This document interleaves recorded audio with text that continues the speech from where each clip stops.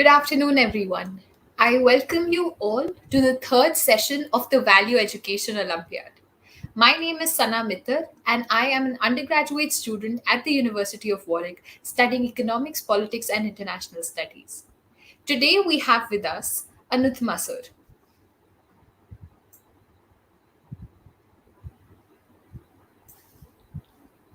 Hare Krishna, how are you? Hare Krishna, I'm fine. It's very early here in the morning, so I will say good morning, but I know it's afternoon in other parts of the world. So thanks for having me here. I'm very pleased to be here with you. We're very grateful to have you with us today. We welcome you. So, just to give an introduction to everybody here, as a college student in political science and social science at Michigan State University, he began to search for answers to the most important questions in life. And so, after exploring varied spiritual traditions ranging from Zen Buddhism to Methodism, he decided to pledge himself to a life of serious spiritual practice and entered the ISKCON ashram in Denver, Colorado. He is currently the International Director of Communications for ISKCON, and he serves on the board of Bhaktivedanta College in Belgium. He has authored various articles and publications and teaches courses on leadership and management. Today, he shares with us his experience on the quality of integrity and how that impacts our life and our environment. Over to you, sir.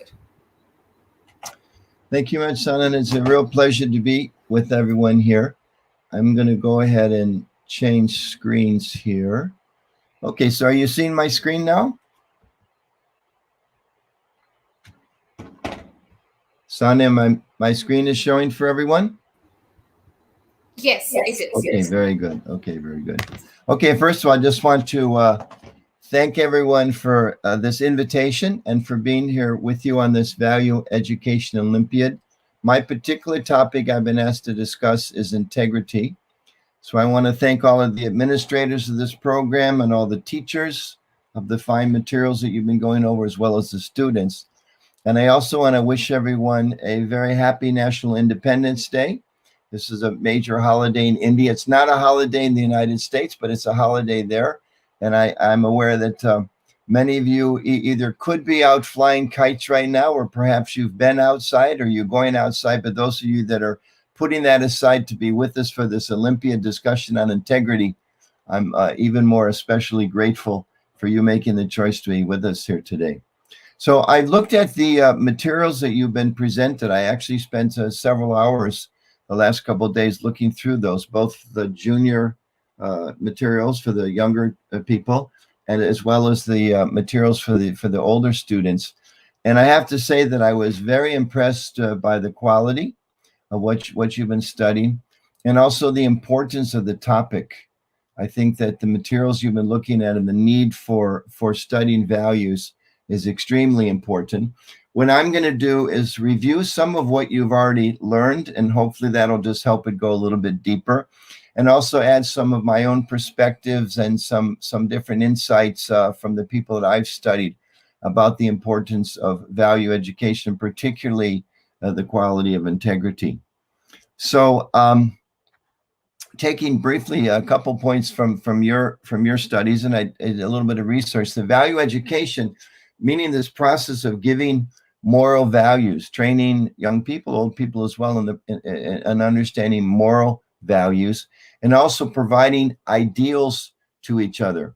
And we see in the modern world, oftentimes ideals are not taught. I've never studied in a school system in India or in a university in India, but I know in other parts of the world, and probably there as well, in many areas, there's not so much a teaching about trying to be ideal people or even moral people. Oftentimes students and people in general, there's emphasis just on being efficient, being able to produce more. I remember years ago when I first went to India, probably in the 1970s, 1980s, long time ago, and they had big billboards around you would see in the cities, and there'd be a picture of a chicken with a bunch of eggs, and the big sign would say, "Produce more."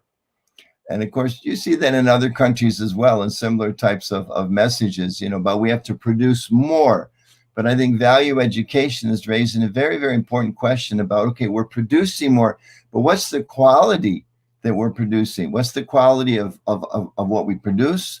What's the quality of the people that are living in the world that we're producing through education, or that we're, as we push people to produce more and more material goods? What's the value of those people? What kind of character are the people we're building?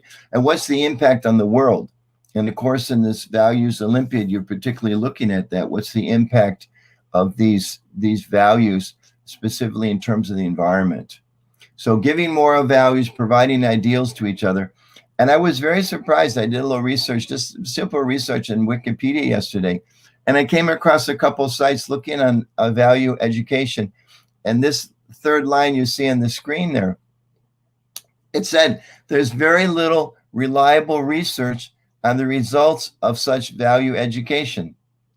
And this was on a site, was talking all about value education, said there's very little reliable research on the results. So we have to ask the question, why is there very little research that's reliable on the results? Because very few people in the world are thinking that it's important. What's more important is to just be chickens and produce. But we're producing what? We're going to talk about that. What's the result of not having values on the environment? What's the impact of not having integrity and the other values in terms of our day-to-day living and in terms of the societies that we're actually creating? So I was a little shocked that there's very little reliable research. And I hope in the future, many of you will do research on this topic, and that actually after studying this course, these seminars, this taking part in this Olympiad, you'll actually be proof of the positive benefits of value education, both in your lives and the people that you impact through your lives. So just briefly summarizing some of the things that you've talked about. Value education, what's the benefit of it? Well, it helps us make the right decisions. It helps us serve society, including our friends, helps promote the well-being of all. And our particular topic today, or throughout the Olympiad, the impact it has upon protecting the environment. So these are important. Without values, we can't make the right decisions. And we see around the world today, there's so many conflicts within the society where people are not making the right decisions. They're oftentimes making very short-sighted decisions, or very selfish decisions, because they have not been trained.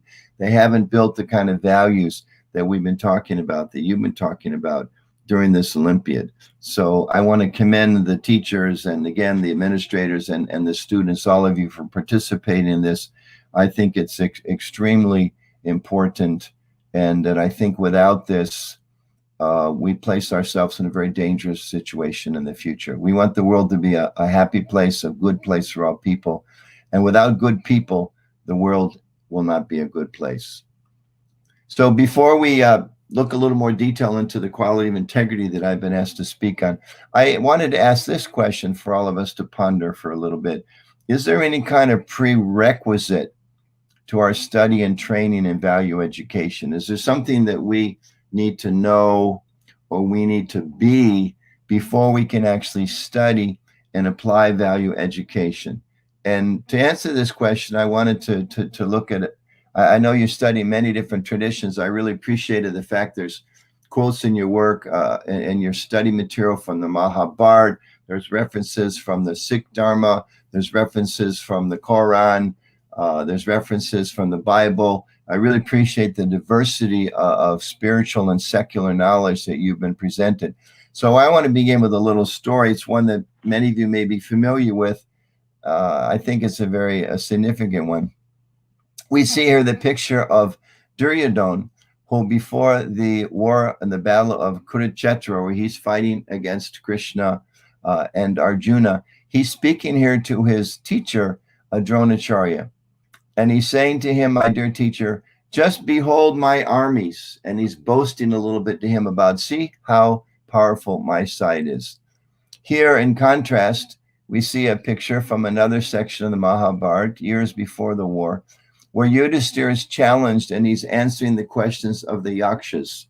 It's a long story. I won't retell the story, but Yudhishthira was put in a position where he had to show a great self-control and humility and patience and wisdom faced with some major challenges.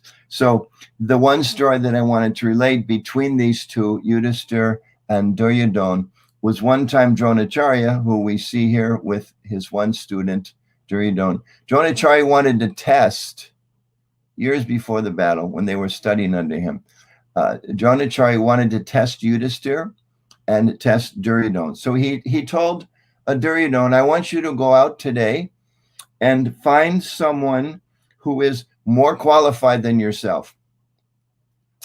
And Duryodhana said, yes, master, teacher, I will do so. And he departed. And then he told Yudhisthira, different instruction. I want you to go and find someone who is less qualified than yourself and come back and tell me about it by the end of the day. So at the end of the day, they both came back and they both admitted defeat. They both were defeated. Duryodhana said, dear teacher, dear Gurudev, I feel so bad, but I searched everywhere throughout the day. I could not find anyone more qualified than myself. I have so many good qualities. I couldn't find anyone more qualified than myself. And Yudhisthira came back, the great pious king. We know Duryodhana's not famous for his good qualities, but he thought he had a lot. But Yudhisthira came back, who's famous as Dharma personified, righteousness personified, value education personified. Yudhisthira came back and said, my dear teacher, I apologize.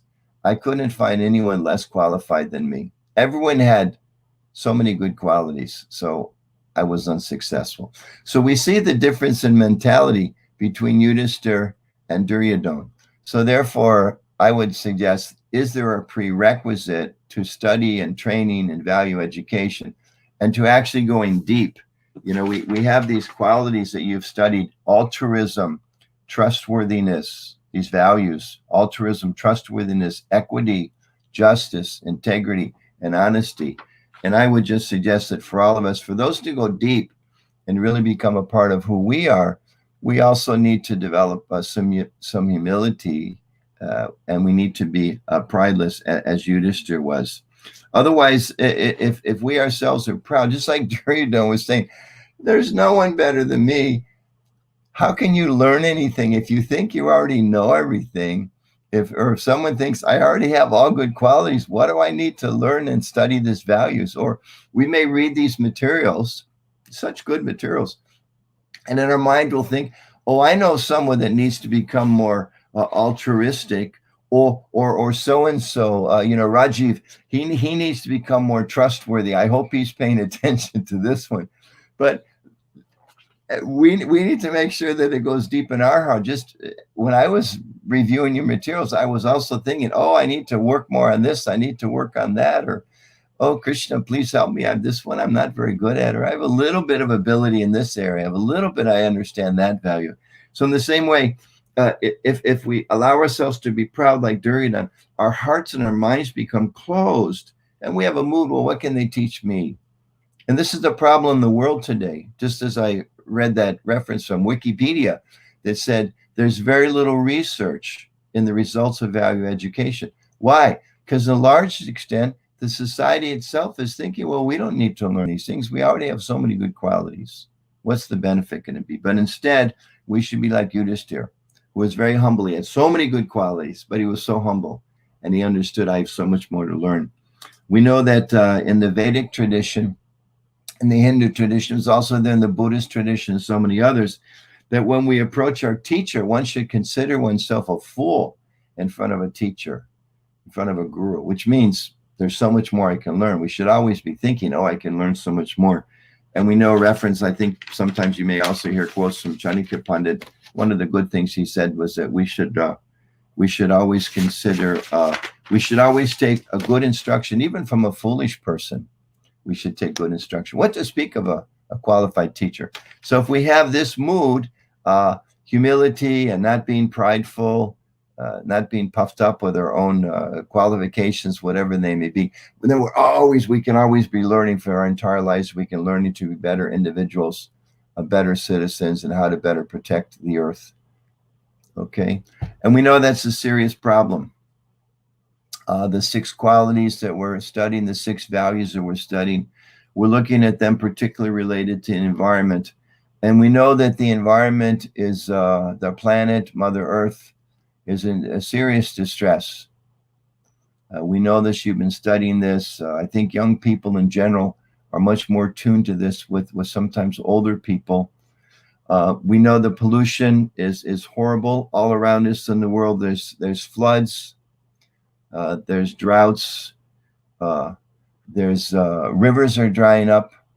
Where I live in the United States, there's so many flooding that's going on now. There's so many fires, and it's causing huge problems, record-setting temperatures in different parts of the world. Some of you may have seen, perhaps you study this a little bit, just within the last week or so, the United Nations came out with a very, very important report, Climate Change 2021. And this is a study, 234 authors contributed to this. And it's said to be 3,000 or 4,000 pages in terms of the total study that they have done. And they concluded that it is unequivocal, there's no argument anymore, that humans, let's see if I have this quote on the slide. Not yet. Let's see, okay. They said it's unequivocal that human influence has warmed the atmosphere, oceans, and the land. So they're saying, because up till now, sometimes there's many people say, well, okay, maybe it's just a trend and it's going to go down, the temperature changes and these problems, and maybe that maybe humans are not the cause of this. But now the United Nations, yet again, another study, this is a major study, as I mentioned, 234 authors, 4,000 pages. It is unequivocal that human influence has warmed the atmosphere. So what we do is definitely having an impact on the world and causing so many problems. Again, floods, fires, hurricanes. I read just a couple days ago in the United States, there's so many fires. Other parts of the world, there's so many fires. And yet I read that the fires in Siberia alone, in the Russian, in Russia, the Russian region, the huge, expansive area, that the fires there alone are greater than all the other fires around the world combined. So such huge problems that we're facing. So, as this report said, it's a code red for humanity. It's really, this report, they're saying it's a code red. This is actually a time that people really need to wake up and understand, especially young people, because you can make such a difference in your lives and for the world, to realize, okay, time has come, we need to be very serious, and we need to make the right decisions. So what does that mean that it's a code red? What does that mean to us? Well, it means we need to take action. We need to be very, not just aware and concerned about the environment, but we need to take action about the environment. We need to be responsible and understand that our actions make a difference, whether we're the older generations or the younger generations, that we actually have the opportunity to solve the problems, and that we actually are causing the problems. Now, many of you are very young. You may think, well, gosh, I didn't cause the problems, but all of us, in some little way, we can add to the problem, or we can solve the problem in the lifestyles that we choose, even as young people, and certainly as we grow older, as we become university students. Many of you are university students, and we go into the job world. But we need to take action. We need to take responsibility, and we need to step up. I noticed that you in a couple places in your studies, you gave reference to Dr. Stephen Covey, who was passed away a few years ago, but famous author, and you could say educator of values. This is his most famous book. He wrote many books. The 7 Habits of Highly Effective People is one of his most famous books, as it says here on the cover. Over 40 million copies were sold. He has many wonderful teachings in there about values and integrity. He speaks much about integrity, but one of the things he emphasizes is that we are all, and he divides this word, responsible. Regarding the environment, we're all responsible, and he divides it up. We're all response-able. we are able to choose. We have the free will to choose how to respond to the situations around us, how to respond to opportunities, how to respond to challenges. So this is our situation. We can make choices to help the world, to help the environment, to help minimize the suffering that's there because of the environment, and so many other ways. We have that ability. And I'll just mention a brief story. I was very honored years ago, probably 20 years ago now. I attended a talk by Professor Covey, Dr. Covey, and I was invited to the smaller group meeting. He was speaking to maybe 400 people, and 20 people or so, maybe 30 people were invited to a little reception before his talk. So I had an opportunity to meet with him and speak with him for a few minutes. And I gifted him a copy of the Bhagavad Gita. And of course, many people were standing waiting to speak with him. But he was very gentlemanly. When I gave him the Bhagavad Gita, he was aware of it. He hadn't studied it. He appreciated the gift very much. I was going through the book and showing him some of the concepts. There was a reference on the back of that edition to Mahatma Gandhi and the knowledge that he received, the value he found in Bhagavad Gita.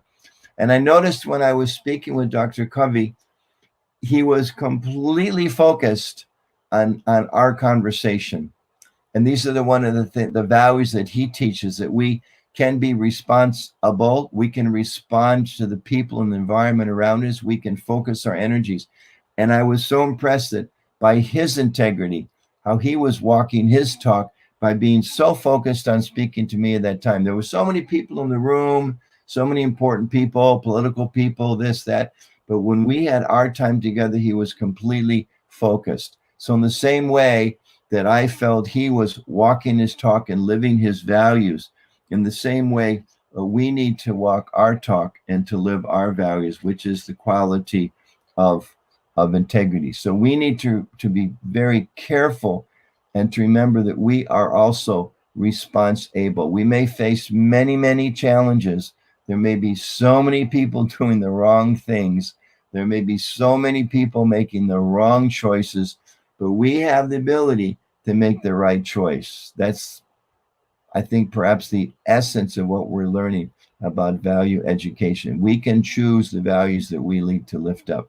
So here again, these 6 values that you've all been studying: altruism, trustworthiness, equity, justice, integrity, and honesty. And I've been asked to particularly speak about integrity, and I've got it in bold here. Why? Because I will argue, I think integrity of these 6 qualities is perhaps the most important one. Because if we have integrity, then we will actually apply these other values. We will live up to these other values. Otherwise, as the environmental crisis shows, so many people know that there's a problem with the environment. So many people know the whole world is being challenged now. So many people know the United Nations has just confirmed again, we can actually make a difference. But a lot of people say, yes, it's important, but then they act differently. They continue to consume material things and waste material things and pollute the environment around them. So that's why this process of integrity is so important, the need to walk our talk. So as I was studying your materials, I was impressed by a couple of the examples. I think they were there both in the junior and the senior group, of the one businessman who had sold his business, I believe, for $54 million. But it took some 6 or 7 months for the lawyers, the attorneys to work on all the details. And during that time, the value of the company had gone way up. I think 2 or 3 times as much. But because he'd given his word, we're selling it for this amount of money, he kept to that price. He could have demanded, oh, you should give me more money, but he didn't, because he was committed to the promise that he'd given. So highlighting here on this screen, what are some of the basics of this value of integrity, which I like to put in simple terms. It means walking our talk. If we say we believe in certain things, then we should do those things. If we claim to be an advocate for the environment, then the things we do in our day-to-day lives have to support the environment.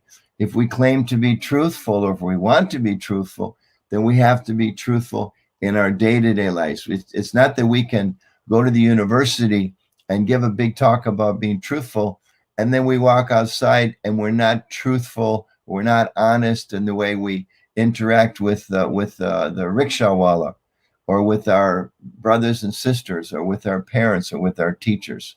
So here, some simple highlights, the basics of integrity, that we walk our talk, doing the right things, not compromising on our values. This one I think is so important. Doing the right thing, even if others are not watching you. Resisting temptation, and then avoiding people who lack integrity. Doing the right things, not compromising on our values, no matter what the situation is. I follow this value no matter what I'm having to give up. Doing the right things, even if others are not watching you. Resisting temptation and avoiding people who lack integrity. So these are all very, very important principles for us to follow. So then what does that mean in terms of the environment? Just some simple points. Walking our talk means we don't waste. We don't waste water. We don't waste energy. We don't waste food. We don't waste the land. We're very conscious that the world does not belong to me. It doesn't belong to me, and it's the commodities here, they're very valuable. Life is valuable. The planet is valuable. Mother Earth is valuable. And that we live in such a way to not pollute the world, to be very conscientious of minimizing our pollution. That we reuse, we recycle, we minimize what we take. And then the fourth line, you're taking only what we need. There's a beautiful verse. I don't think it's in your materials, although it's a very appropriate one. It's a theistic one, so we're studying largely Bhagavad Gita and other spiritual texts, so it's appropriate. This is from the first mantra. Ishyavashamidam sarvam yat kinchat jigacham jigat tena tvaktena bhujidha magridha kashasvidanam. Everything animate or inanimate that is within the universe is owned and controlled by the Lord, by God, by the Supreme. One should therefore accept only those things necessary for oneself, which are set aside as our quota, and one should not accept other things, knowing well to whom they belong. So we live in a world, I'm in America, you're in India. The world is very much focused on this concept of consuming more and more. I know, and America is kind of the land of shopping malls. India is becoming the land of shopping malls. And people go and they buy so many things that they don't necessarily need. I read something recently that there's a big chain here called Best Buy. I don't know if they're in India, but they sell electronics and things like that. And I read a statistic, something like, it was more even than this, but I'll go conservative. Something like 30% of what people buy in this store, Best Buy, within 6 months or so, they've discarded it. They're on to the next phone. They're on to the next this. They're on to the next next electronic. They're always, consuming and throwing away. And of course, we know that, trends change and technology changes. So in one sense, maybe that may be reasonable in certain situations. But oftentimes, people just become like machines of consumption. Of course, we know the whole world is so caught up in this. So if we're concerned about the environment, we need to walk our talk. We need to be able to, as young people, as students, as new people in the job market, to be able to raise questions about this. Do we need this new product? Is there a way we can produce? Is there a way we can run our business? Is there a way we can manage our home to minimize waste? To minimize the water that we waste, to minimize the food that we waste. I know there's stories of my teacher. Srila A.C. Bhaktivedanta Swami Prabhupada, that even as an elderly person, he was very conscientious of conserving. That sometimes he would be on a walk with his students, with his disciples, and he would notice that some water tap was dripping somewhere along his walk, and he'd actually change directions and walk up to a house and shut off that water. Or that he would take notes on the back of envelopes, so he would be reusing and minimizing the paper that he would consume. And this was in the 1970s, the 1980s, before so many people were even much aware of concerns about the environment, because he was concerned about that. There's one story that I learned at ISKCON's international headquarters in Mayapur. The first beautiful building that was constructed there. Now it's a place of pilgrimage for many, many people. And he would sometimes, when the weather was not so good, harsh storms, he would take walks around the veranda of this first guest house. And at one time he could hear the fan that was going on inside one room. And he went and he knocked on the door, and the door was locked and there was no one there. He was very angry about Krishna's energy. God's energy is so valuable. Who is it that is such a foolish mentality that they turned on the fan and they walked away? So that person, in terms of what we're studying today, has no integrity. If we say that we want to take care of the earth, or if we say that we're a spiritual person and we believe that there's a spiritual goodness behind everything, and that there's God, everything belongs to God, then this has to come into play with everything that we do. So these ideas, do not waste, do not pollute, reuse, recycle, take only what you need. It should be easy, isn't it? We think, well, those should be easy things to do, but it takes integrity. This is why this quality is so important. The steps, cleaning up the environment, in one sense, it's quite easy, but it takes a collective will. It takes integrity. People need to be committed to follow through on their values. So why is it difficult for people to act with integrity? Why is it difficult for us to make the world a better place to protect the environment? And I've highlighted a few things here. The first one is ignorance. Many people, they may not understand how bad the situation is. They don't understand what we can do to correct it. But as time goes by, that's not a very good excuse. That's not a very good excuse. I pointed out this research, again, so many studies, but this recent research from the United Nations, making it more clear. They said it is unequivocal. There's no argument, they say, anymore, that what we do is having an impact on the environment, and that it's hurting the environment. So ignorance is no excuse anymore. People don't know. It's part of our duty to try to help inform them, our friends, our family, our fellow students, our teachers. If people don't know, in a humble way, but in a very committed way, we should try to share the knowledge that you all have about how we need these values, and we need to take responsibility for the world to protect the earth. A second reason sometimes why it's difficult, because people have bad training and bad habits. I'll give an example that I saw in my life in India. I remember going to India years and years ago. When I first went to India in 1976, and riding on the train and watching the people, you've all seen, watching the people, the vendors would come on the train and they would sell their fruits and different kind of things, peanuts and bananas and different things. And I noticed how they were all wrapped in leaves. So you buy some, say, peanuts, it was wrapped in leaves, and people would eat their food. And then they would throw the leaf plates out the window of the train. No problem. They're natural. They're just leaves. They're going to fall on the ground. Going back a few years later, noticing, now we've modernized, and not so many leaf plates. They're wrapping everything, the same peanuts, the same bananas. Now it's wrapped in newspaper. People eat their bananas, eat their peanuts, throw the newspaper out the window. Not such a good thing. It's paper, but it takes a little while to break down, and the train tracks and the grounds around it are littered with paper. Flash forward.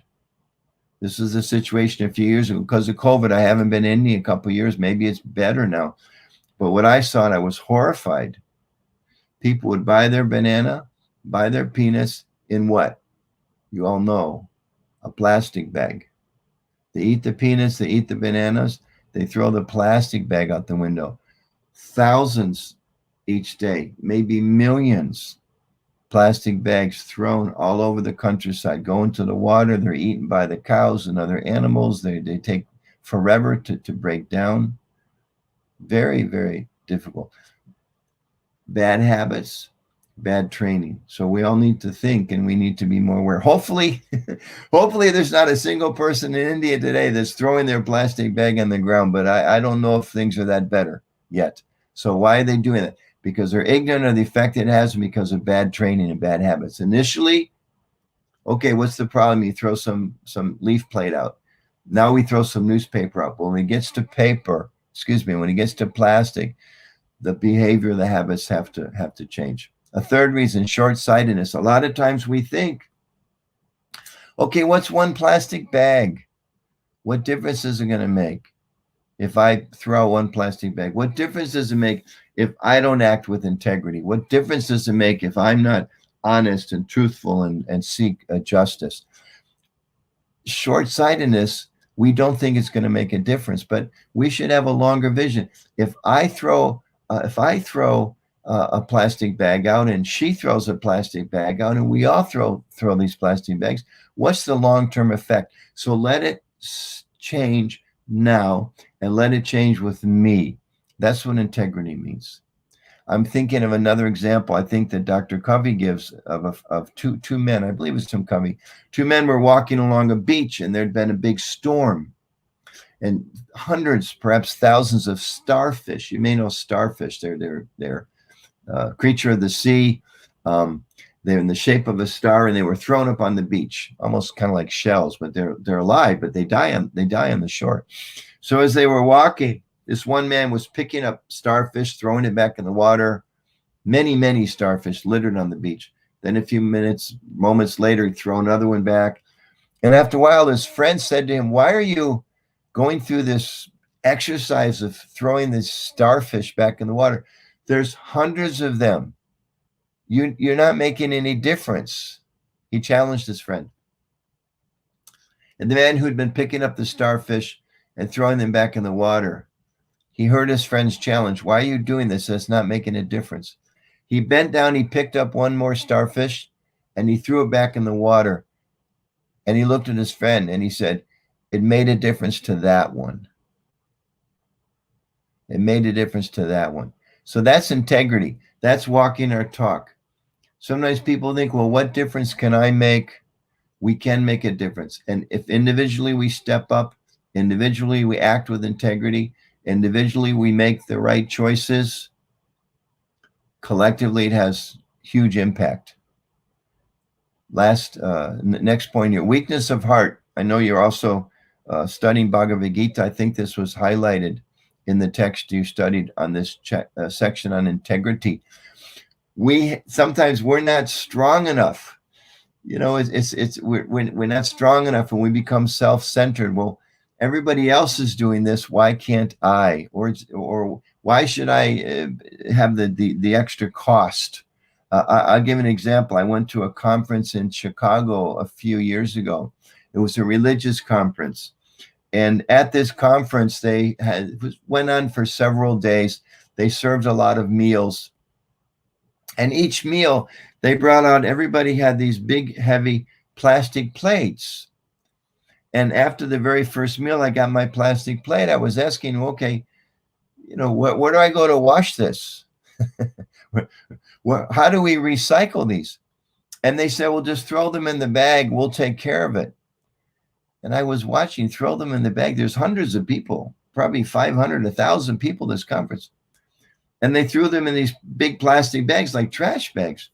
And then I was asking, you know, the waiters, and then I asked the managers, and then I worked my way up the line and said, wait, who's in charge here? What's happening to these plates?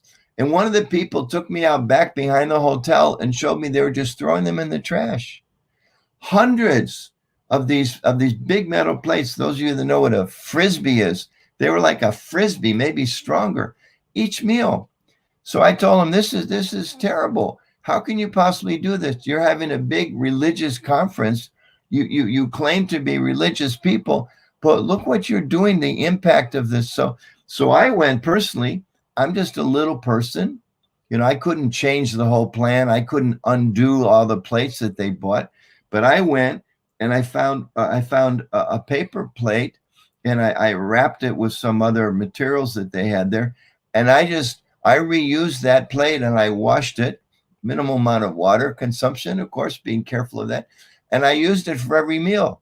So I would come back the next time and they would be serving. They'd go, whoa, take one of these plastic plates. I say, no, that plastic is destroying the environment. No one should be using those plates. Of course, I didn't make it a big scene. I'm not going to change everything, but I can change what I do. I can change what I do. So it's a little example, but I think it's one that, for me, it was a moment of integrity. Am I going to live by my values? Am I going to live with a concern for the environment? Or I'm just going to go along and do the same thing that everybody else is doing? And then the last point I'll make just here, why is it difficult? Lack of good association. It's highlighted in your studies that we should avoid people who don't have integrity. And that's very, very important. So again, why is it easy? Why is it difficult to act with integrity, protect the environment? It's easier to be lazy, and it's easier to not care. It's easy to be lazy. I could have just eaten off that same plate. Everybody else was doing the same thing. So many people know it was bad for the environment, but it's too much trouble. Okay? So it's easy for the short term, but not the long term. This is from a forest fire somewhere in the world. There's thousands, perhaps hundreds of thousands of acres burning right now as we speak because of climate change, because of people not caring properly for the environment. So we know short term, okay, I can throw the plastic bags out the window. Short term, I can pollute. Short term, I can not care about the raising temperatures. But long term, the results are going to be there. We all know this. You've been studying. The ice caps are melting. The temperatures are rising. Forests are burning. So many different crises are there. So we have to have that determination, that value of integrity. So again, let's review this. Basics of integrity: doing the right thing, not compromising on our values. So what we're committed to doing what's right, to being honest, these other values that you talked about. We're committed to trying to be, to serve others, to not being selfish, to doing so even if others are not watching us, to resist temptation. It's tempting to use that same plate again. It's tempting to throw that plastic bag out the window. Why should I put it in my bag and take it home, or use it again and again and again, reuse it rather than throw it away? So much easier, but it's not easier. Long term, it's not easier. The harm is there. And to avoid people who lack integrity, associate. You may find, some of you, after taking this Values Olympiad, you try to share some of these ideas with your friends, you may find you lose some friends. When I became a devotee of Krishna, as Sana was explaining in the beginning, when she introduced me, I made some decisions. I was a college student. I spent a year or two in college, and, people had all kinds of bad habits, smoking, drinking, so many things. I made a choice. I'm not going to do any of these things. And when I did that, I lost a lot of friends. But in hindsight, actually pretty quickly on, I realized those weren't very important friends to have. And I found new friends. I found better friends.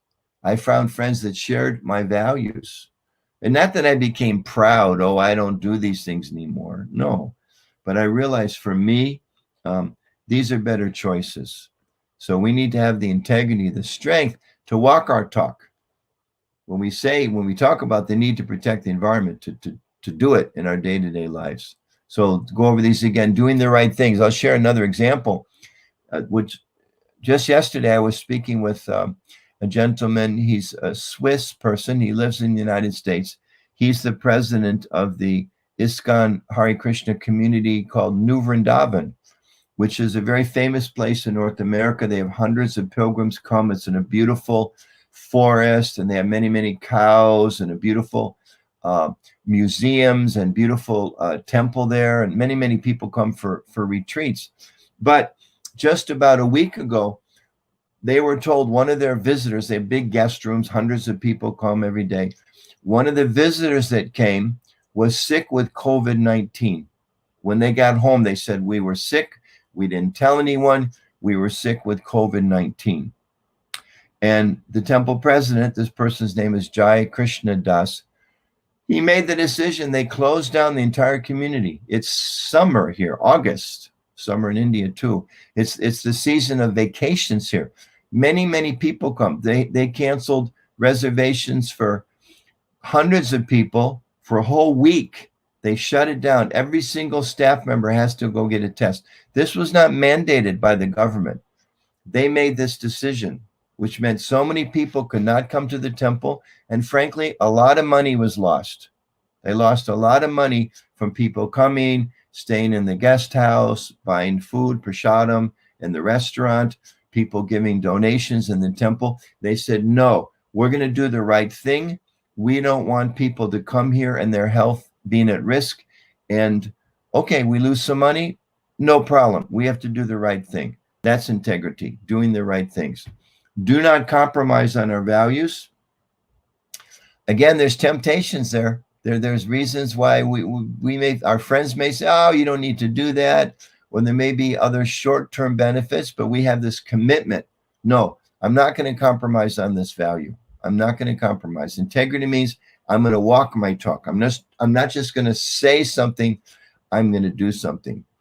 And one of the reasons we do this training together and we have each other's association is to give us more strength. Just by me talking with you about these things, it gives me strength to make the right decisions throughout my day and throughout the week and hopefully throughout the rest of my life. And hopefully you also have the same thing. To do the right thing, even if others are not watching you. As we see with the environment, people may not be watching, but the effect is still there. And we know God is watching. You know, those of us that are spiritually minded people, however we understand God, we know that God is watching us, and there are reactions. There's karma. You know, the Bible says, as you sow, so shall ye reap. You know, if you plant corn, you're not going to get wheat. According to what we do, we're going to get reactions, good and bad. So even if others aren't watching us, integrity means doing the proper thing. Otherwise, we know the result. People are thinking, oh, nobody may be watching. What's the effect? But we are seeing the effect now. We're seeing the effect. And to resist temptation, how do we do that? That's a very important one. So I jotted down a couple of things. We need to cultivate strength. Comes through spiritual practice. Many of us here, we may meditate. Maybe we go to church, the mosque, we go to the synagogue, go to the gurdwara, go to the temple. Through spiritual practice and through good association, we build strength. And we all sometimes fall short. Even we may say, I want to act with integrity. Sometimes we're going to make mistakes. Sometimes we're going to kind of give in. Maybe use that example. Maybe sometime we go, oh, I'm in a big hurry and I'll throw my plastic bag down. Or a plastic bag falls down. Simple example. Some plastic falls out of our purse, out of our bag, and it starts blowing away. We think, oh, there's so much trash on the street. My commitment is to not add to that trash, but there's so much trash. Integrity means through my strength, through my commitment, I walk, maybe have to chase my one plastic bag that I've polluted. There may be so much pollution. I don't want to add to it. There may be so many people that are wasting energy. I don't want to add to it. So resisting temptation. It's like building your muscles, right? If you're a weightlifter or if you practice yoga or different types of exercise, you have to practice. And the more you practice, the stronger you get and the easier it becomes. So it's important that we practice these things. And the last thing, to avoid people who lack integrity. As students, as workers, we can't always choose everybody that we're with. We're in a class, we have to work in a group or team with other students. Maybe they don't have such good values. Or at work, sometimes we have to be with people that don't have such good values. But to the extent that we can choose, we should choose. And we should make an effort to avoid those who don't have the same values as we do. We should respect them. We should be friendly.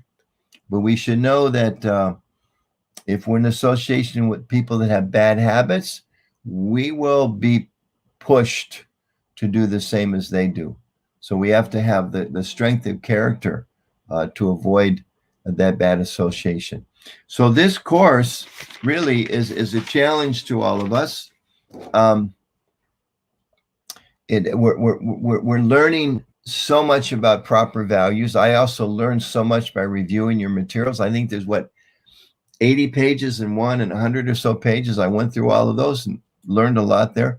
So it's a challenge to us.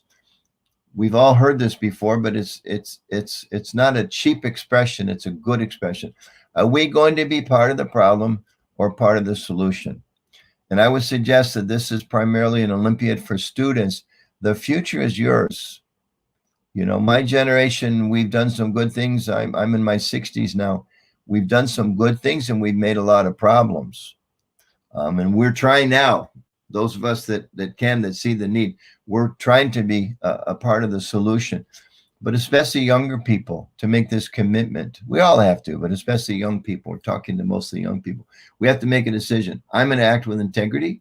I'm going to do the right thing. So we need to cultivate these values and these qualities. We need to work on them. As Dr. Covey said, we need to be response able. When we're placed in a situation, we need to endeavor to follow the values that we've chosen. Men and women, boys and girls of integrity are needed. We need people. We need leaders. The world needs leaders. And all of you can be those leaders. All of us can be the person walking on the beach who picks up the starfish and puts it back in the water. All of us can be the person that goes to that conference and says, no, I'm not going to use that plastic plate. All of us can be those people that in the work environment can raise our hands in front of the boss in a very respectful way, say, boss, I have a question. Is there a way we can do this, our plan as a company, and minimize the environmental impact? Is there a way we can put people first and not just profits? To be able in an appropriate way to raise those questions to whatever department you're managing, to act with integrity and to teach your people and expect your people to live up according to these values, to walk our talk to help save the world and ultimately to please God. It's a challenge for all of us. Do we want to start fires, or like this photo here, we want to be firefighters? Do we want to see the world melt, or do we want to calm the world down? We all have this opportunity. So you're learning how to do that. You're learning the need to do that. You're learning how to take these values on board. I hope someday researchers, they will study all of you and your generation to see how, yes, value education does make a difference in the world. And I'll end with one of my favorite quotes. This is from an anthropologist, writer, brilliant woman, Margaret Mead. She said, you may have heard this before, it's just such a wonderful quote. Never doubt that a small group of thoughtful, committed citizens can change the world. Indeed, it's the only thing that ever has. And read that one more time. I think it's so important. Never doubt. We may think, oh, what difference can I make? I'm just one person, or I'm just a group of a few friends, or I'm just one family in the city or in the village, or I'm just one group of students. So many students at our university, they don't care. No, never doubt that a small group of thoughtful, committed citizens can change the world. Indeed, it's the only thing that ever has. So we may be small, but we can be thoughtful and we can be committed and we can make a difference. We can make a change for the better for the world. So I want to thank you all for your kind attention. and with this beautiful picture of Lord Krishna living in a beautiful natural environment and teaching us by his example how we should live with our friends, with our colleagues, with nature in a peaceful, respectful, and value-driven way. Thank you very much. Hare Krishna. So I'll stop there, and then if there are some questions.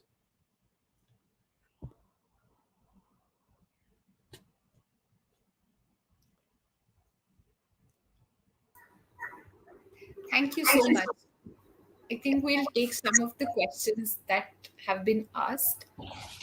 Um, so, the first question that we have is integrity something that can be taught, or is it an innate value that one cannot imbibe once we grow up? Hmm. Well, I would throw the question back. What does Dr. Covey say?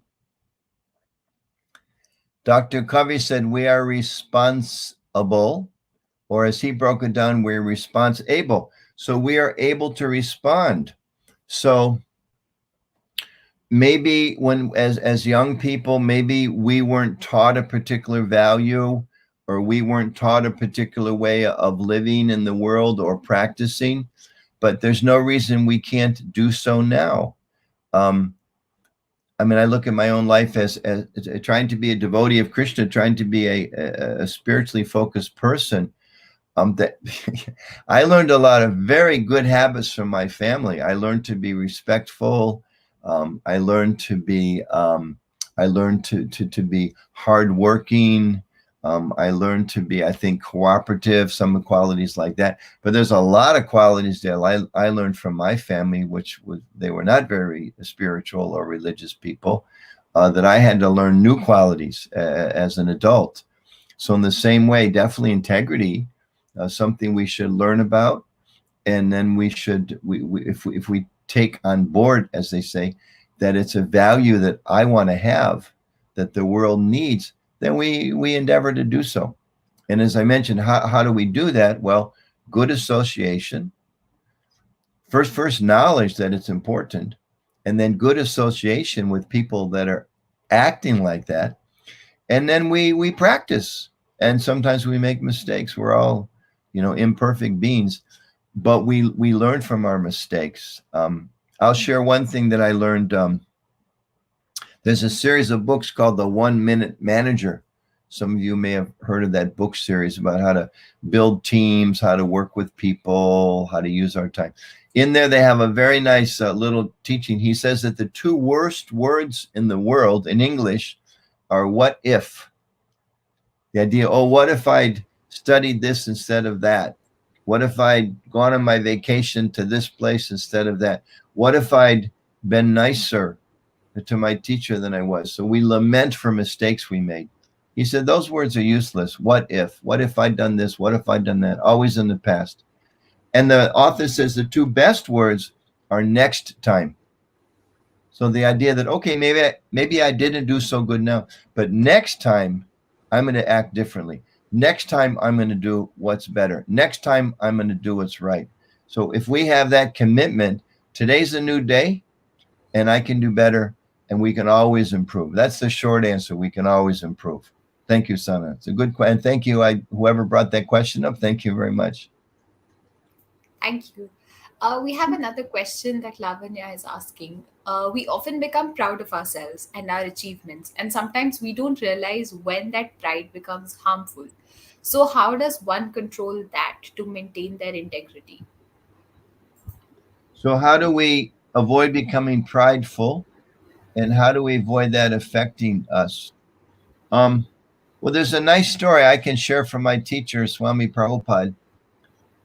He had one disciple whose name was Tamal Krishna, who later went on to become a Swami and a big scholar, a very influential person.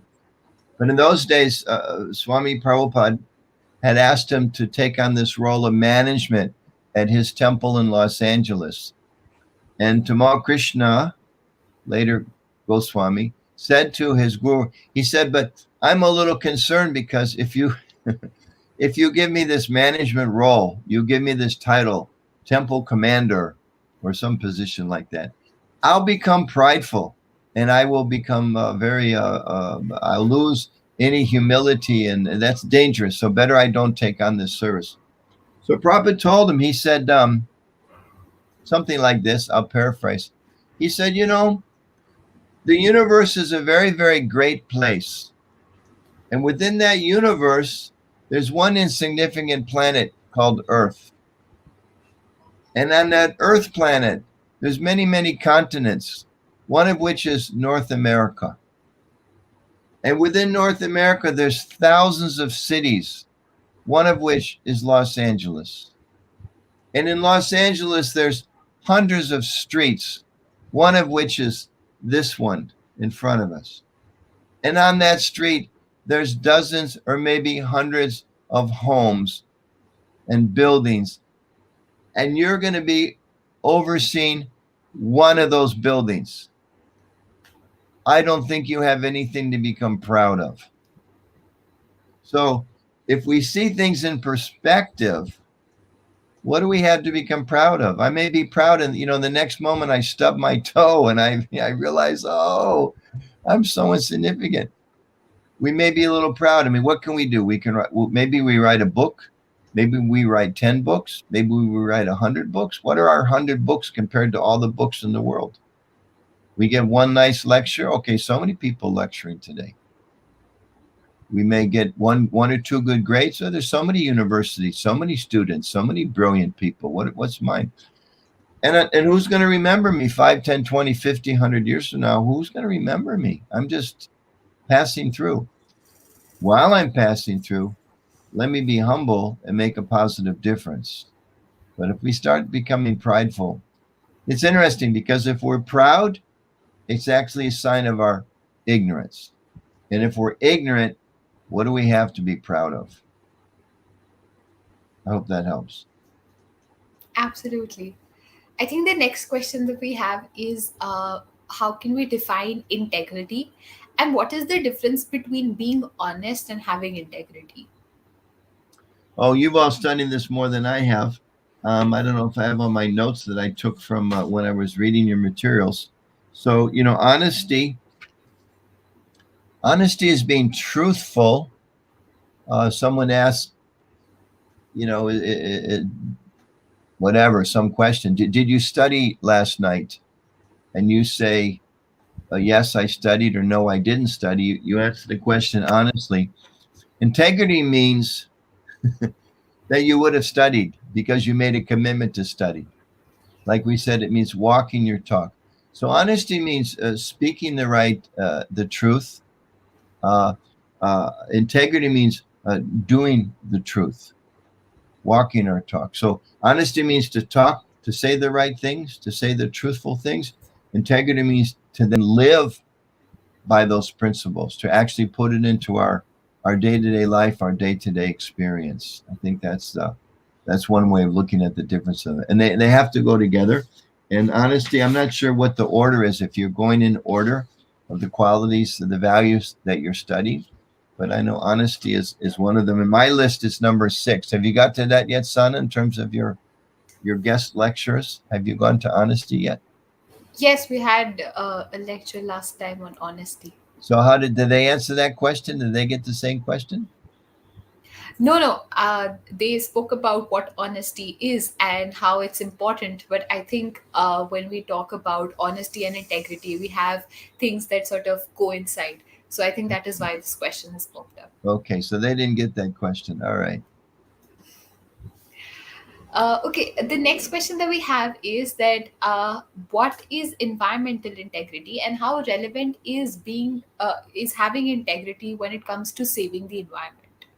Yeah, well, I think I tried to touch on that, answer that it's essential that there be environmental integrity, because integrity means, as we said, walking our talk. So we live in a world where more and more people are saying the environment is important. The environment, as I mentioned, that UN report, what we do is having an effect upon the world. It is heating up. It is raising the water. It is increasing the temperature. It is having an impact on melting the ice caps, all these other effects, the increased storms. What we are doing is having an effect. So, environmental integrity means as an individual, as a family, as a community, as a university, as a group of friends, as a group of students, that we all make decisions to walk our talk, to apply these values, to do the things that may be a little difficult.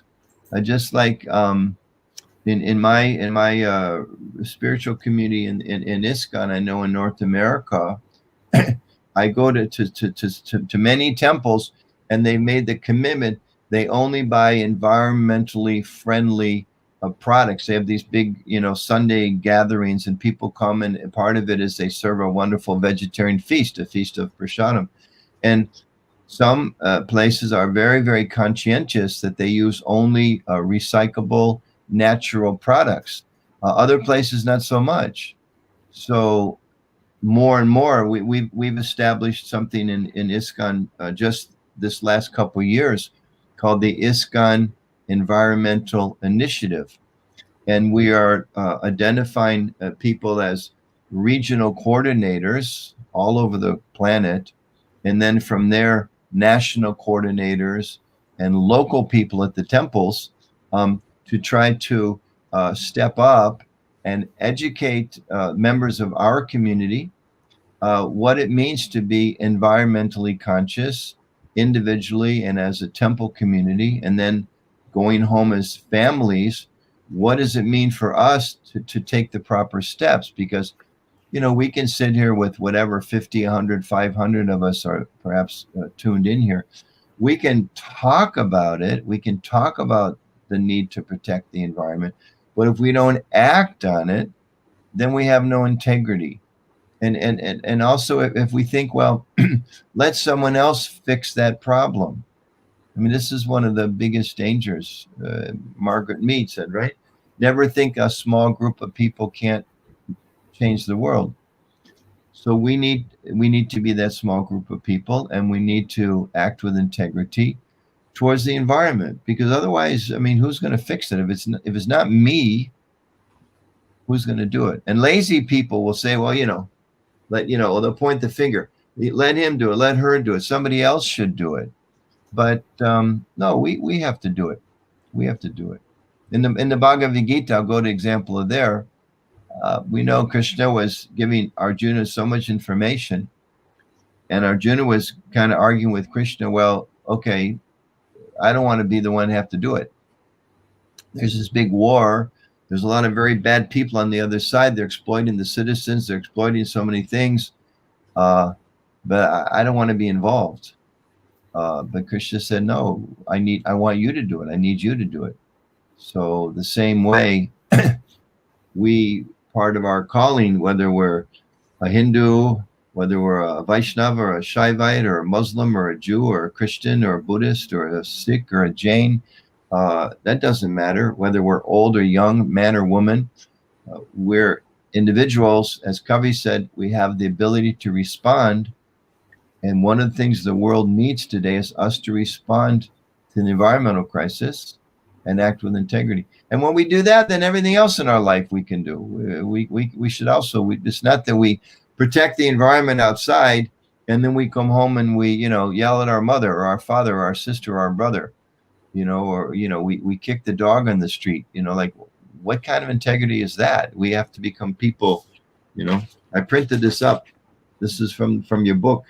I'm printing this and keeping this on my wall to remind me I also need to work on these values. So if I have integrity, I can't sit here and talk to all of you. Words are cheap, but then I have to actually live it. So with the environment also, we have to live it. Absolutely. I think you've answered one of the questions that was asked, that how, when saving the environment is usually the work of big governments, how will it make any difference that we as individuals take any accountability to save the environment? And how do we, how does it matter that we have integrity and that will sort of save the environment? I Well, think let me go back to some of the materials you studied. I don't remember the name, but I certainly remember the pictures that were shown of those women. I think it was in the 1970s, maybe earlier, standing and protecting some trees in forest in the UP. From those were not sophisticated Bollywood women.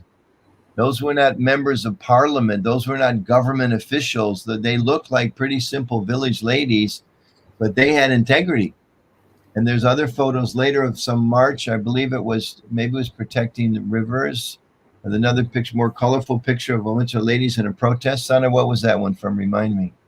the hugging trees one is the Chipko movement, and the river one is the saving the river Narmada from Remember, the yes. making it happen. Those were not big government people. Those were Margaret Mead's little committed individuals. So, you say you're a university student, and you may think, oh, there's some policies at our government, at our university that are good environmentally. Well, the government has to fix it. The government doesn't have time to fix what's going on at your university. But if you get together a group of students in a very respectful way, understanding way, educated way, integrity, and you appeal to the university, look, we have some policies here. Why aren't we, whatever, recycling? Why aren't we minimizing the waste? Why are we doing this? Why are we doing that? As individuals, you can make a bigger difference. There's so many examples. You also had examples in your studies of people making a very great difference. So, yes, the government can make a difference. We can appeal to the government to make a difference, but generally, I don't have any figures in front of me, but oftentimes they talk about, how much pollution comes from individual families and how much comes from industry individuals, like how much pollution comes from the cars that people are driving. Oftentimes that's as much as some big factories. So there are things that we can individually do that can make a very substantial difference. And then we build momentum. You set an example in your home, in your lifestyle. You go to the store, you buy your new school bag for the university. You choose the one that's more environmentally friendly. Maybe it costs twice as much. You make that choice. Now you can talk to your friends. Look what I did. I didn't have that much money, but I spent extra money to get the environmental bag. Or I'm taking an extra 10 minutes to take the bus. I know, like my family, we in America, you have to have a car. Yeah, you're miles from everything, but I have a Prius. It's a hybrid car. We bought a Prius in the year 2002, 20 years ago.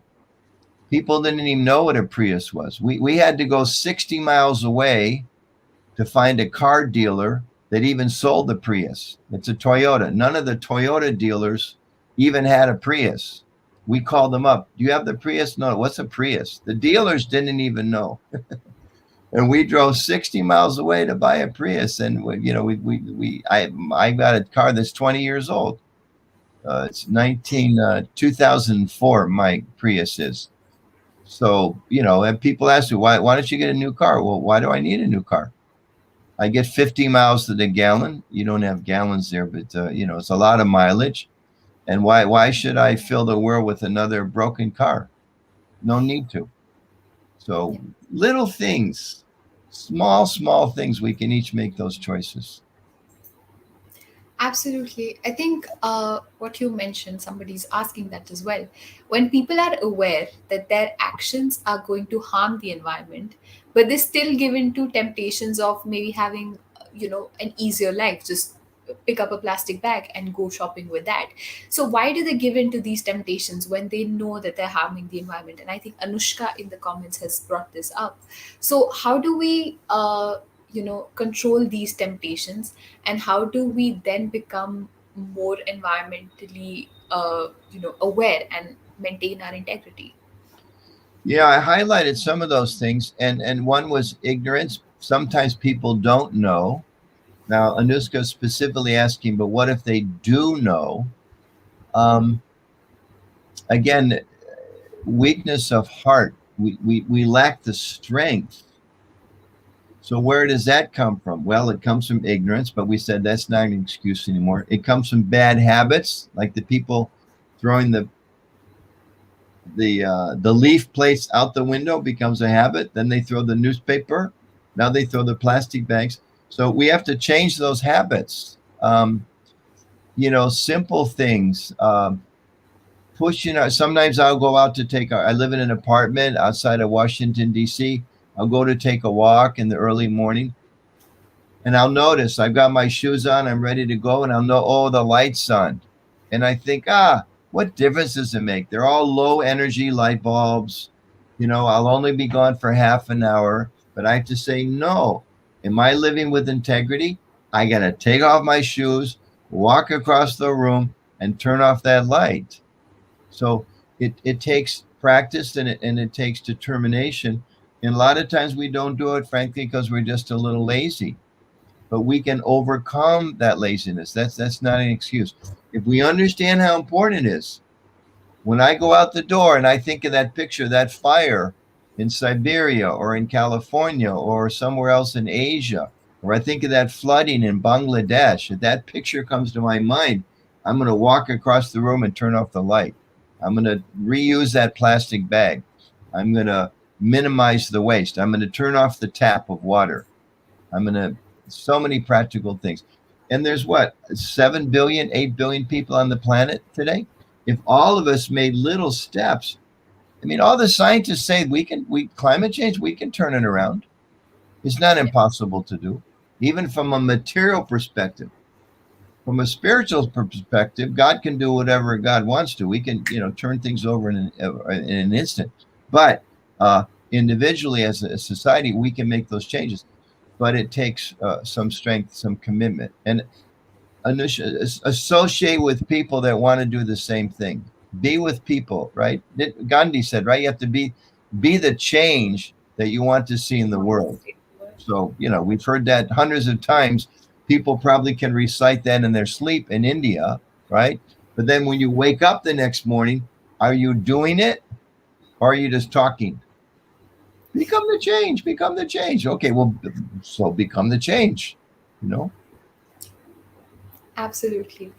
Thank you so much. I think we've covered all the questions that were there in the comments. And just to summarize today's session, I think we began the session with talking about the process of giving moral values and the importance of providing ideals to one another and the importance and the implications of the value of integrity.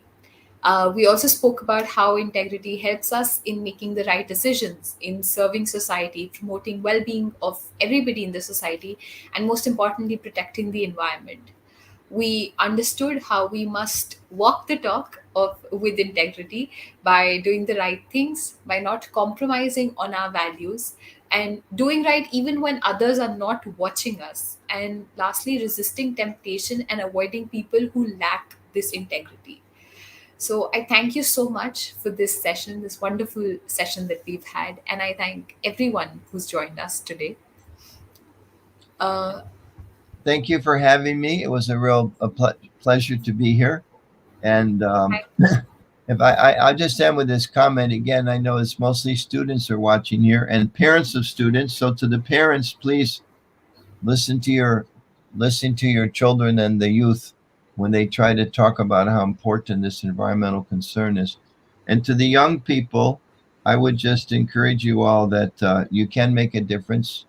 As Covey said again, we can make a difference. As Gandhi said, you can make a difference. As Margaret Mead said, you can make a difference. As Lord Krishna said, you can make a difference. As Jesus said, as Muhammad said, as all the great spiritual acharyas, teachers, gurus, incarnations, prophets, messengers, they all gave that same message. They all told us you can make a difference. So please, let's all do what we can collectively, right? There's no limit to what we can achieve. And God wants us to do this. The world needs it. If we're an atheist, we should think the world needs it. I have to step up. And if we believe in God, we should think God wants it. So I should step up. So let's all do what we can collectively. Absolutely. Thank you so much. For everybody watching, please make sure to register for these sessions. Next Sunday, we'll have a session by Dr. Subha Jain, Saraf, founder of Sattvic Movement. Please do register for the Olympiad on veolympiad.com. Make sure your friends register for the Olympiad as well and download the study material from our website. This session will also be available in Hindi for everyone on our YouTube channel. And do follow our social media pages to keep in touch with all the updates from the Olympiad team. Thank you so much. Hare Krishna. Thank you. Hare Krishna. God bless you all.